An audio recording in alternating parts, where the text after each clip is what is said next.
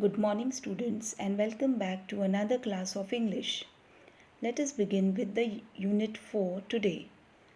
Unit 4.1 A Thing of Beauty is a Joy Forever. This poem is omitted from the present year's syllabus. So let us start the next lesson, The Luncheon by William Somerset Maugham. Now, a short information about the author. William Somerset was born on 25th January 1874 in Paris, France, and died on 16 December in Nice in France. William Somerset Maugham was a distinguished British playwright, novelist, and short story writer. He was among the most popular writers of his era and reputedly the highest paid author during the 1930s. His popular short stories are The Verger, Rain, Mr. Know-All, etc.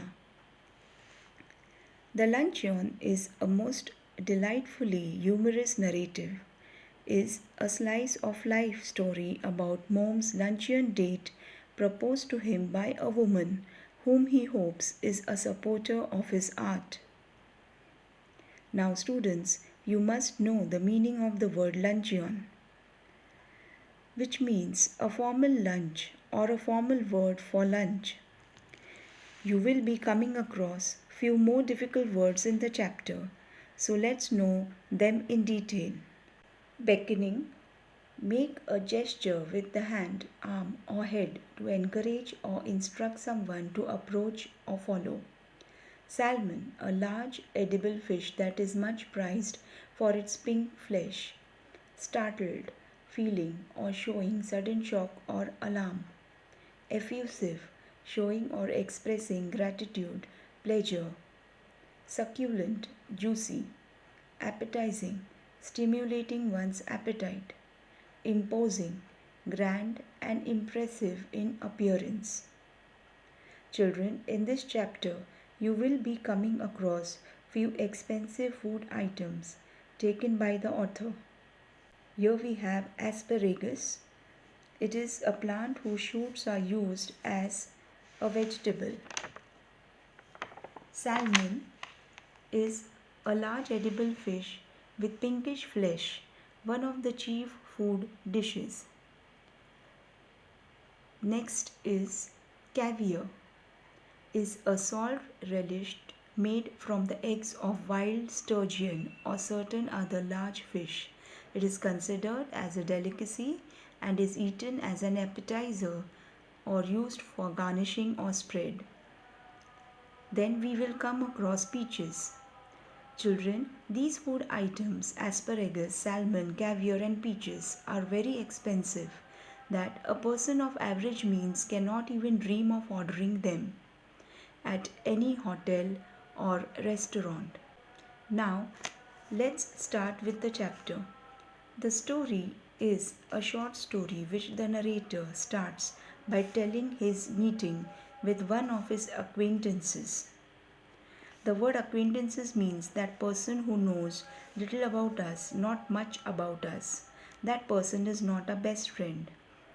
At the theatre, they had met after a long time, that is a period of 20 years, and the narrator found it hard to recognize her. The acquaintance, that is a lady, recognized him immediately and asked him if he remembered the last and the first time they had met. She reminded him that he had asked her out for luncheon. The narrator quickly remembers what had happened and now he tells us the story. Actually, children, this story is going to run in the flashback, what had happened 20 years that the author is going to tell us. 20 years ago, the narrator was living in Paris. He had a small apartment in a Latin quarter. He describes his income as just enough to keep body and soul together. One of his books were read by that lady and she wrote to him about it. He thanked her and in a few days received another letter from her saying that she was passing through Paris and would like to have a chat. The narrator took some time to decide whether to take her for lunch. He finally considered Foyot's, which was a restaurant where many French senators ate, and although it was a little expensive for a narrator, he was flattered by the lady's compliments and decided to cut down cost by drinking no coffee for the next 2 weeks. He had 80 gold francs to last him the month, and he assumed that a decent lunch wouldn't cost him more than 15 bucks. So he asked the lady out for luncheon, a formal lunch at Foyot's.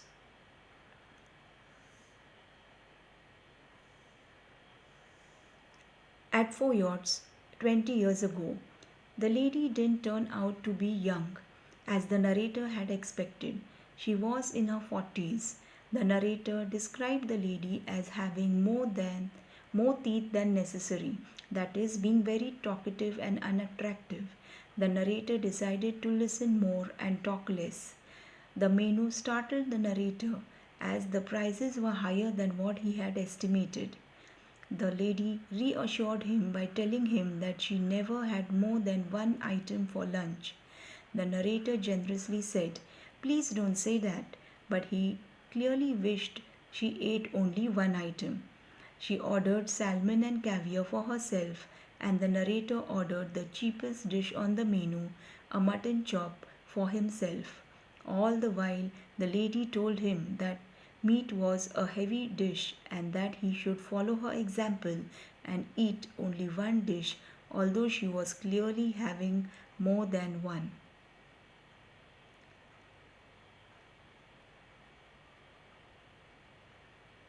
After the meal, she ordered white champagne, which further sank the narrator's heart as he focused his thoughts on what the bill would sum up to. He ordered water only. The lady enjoyed the meal and kept talking about art, literature, and music. When the waiter arrived with the bill, she waved him aside and wanted to know if they had any asparagus at the restaurant. The narrator wished the waiter would say no, but the waiter smiled and told them that they had large, tender, fresh, and miraculously juicy ones. The lady ordered asparagus and asked the narrator if he wanted two as well. The narrator refused and made the excuse that he didn't like asparagus. A narrator was seized by panic. Now he began to think if he would have enough money to pay the bill. The asparagus arrived, and the narrator described the lady as shamelessly thrusting the asparagus down her throat. The word shamelessly thrusting means to shamelessly force down the asparagus her throat. After the lunch, the narrator asked if she wanted coffee, to which she replied, "Yes, just an ice cream and coffee." The narrator had stopped worrying about the cost now, and he ordered her both. After the luncheon, just when they were about to get up, the waiter appeared with a large basket of fresh peaches, much to the dismay of our narrator. The narrator refused for himself, but the lady took one peach. She kept thinking that the one mutton chop he had ruined his appetite. It was not the season of peaches, so the narrator had to pay extra. After the bill came, he had only 3 francs left in his pocket to pay as the tip. Outside Foyot's, after the luncheon, when it was time for them to leave, the lady advised him to follow her example and eat only one dish for lunch, which was ironical coming from someone like her who had just had a whole stomachful of for lunch. The narrator replied by saying, "I will do better than that. I will eat nothing for dinner tonight." The lady called him a humorist. This was again ironical because the narrator really meant it. He did not have a single penny in his pocket, and he had the whole month left in front of him to be spent.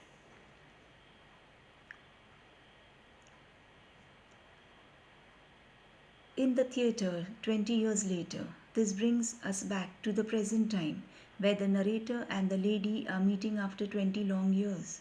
The narrator tells us that he had his revenge for the luncheon ordeal. How did he have his revenge? The lady weighed 130 kg now. In some versions of the story, her weight is said to be 21 stones or 294 pounds, which is the same as around 130 kgs. The narrator observed this result with a pardonable sense of achievement. In brief, the story is an example of irony.